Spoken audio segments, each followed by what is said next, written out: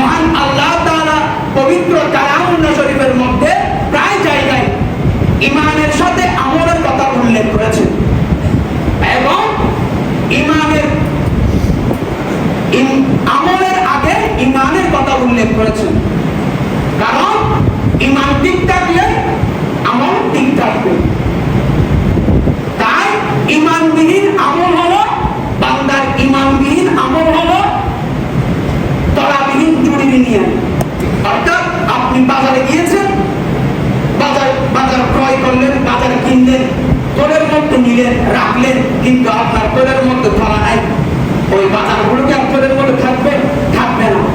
তদ্রুপ same to same যে বান্দার মধ্যে ঈমান নাই, ওই বান্দা যতই ইবাদত বندگی করুক না কেন, ওই ইবাদত, ওই নেক আমল, ভালো কাজ মহান আল্লাহ তাআলার দরবারে পৌঁছবে না। সেই জন্য জান্নাতে প্রবেশ করার জন্য, মহান আল্লাহ তাআলার পক্ষ থেকে জান্নাত পাওয়ার জন্য ঈমান হলো শর্ত। তবে আমল জান্নাতবাসীর মর্তবা বৃদ্ধি করে। অর্থাৎ জান্নাতে যাওয়ার জন্য ঈমান হলো শর্ত। আর যারা ভালো আমল করবে, ভালো ইবাদত করবে, জান্নাতবাসীদের মধ্যে তাদের মর্তবা, তাদের সম্মান, তাদের ইজ্জত উঁচু হবে। উঁচু আওয়াজ বলুন না সুবহানাল্লাহ।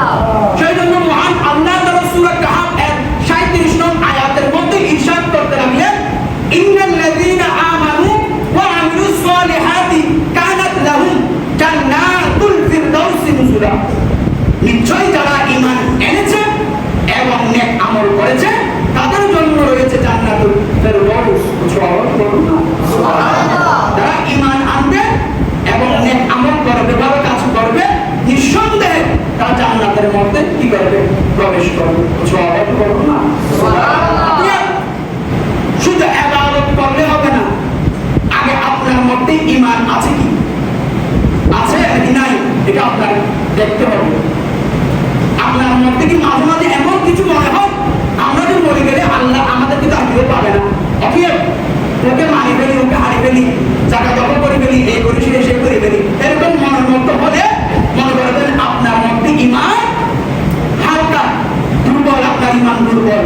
আর যার মনের মধ্যে ওকে থাকবে, একটু মরে যাওয়ার পরও মহান আল্লাহ তাআলা আমাদেরকে আবার জীবিত করবেন, পুনরুত্থান ঘটাবেন, আবার বিচারের কাঠগড়ায় দাঁড়া করাবে। তখন আমাদের বিচার শুরু হবে, আমাদের আমল অনুযায়ী জান্নাত জাহান্নাম বন্টন হবে। এই বিশ্বাস রেখে যারা ভালো কাজ করবে, তাদের ওই ভালো কাজগুলো মহান আল্লাহ তাআলার দরবারে গ্রহণযোগ্য হবে। মহান আল্লাহ তাআলার প্রতি 100% ঈমান রেখে ইবাদত বندگی করার সেই তৌফিক দান করুন। সকলে বলুন আমিন।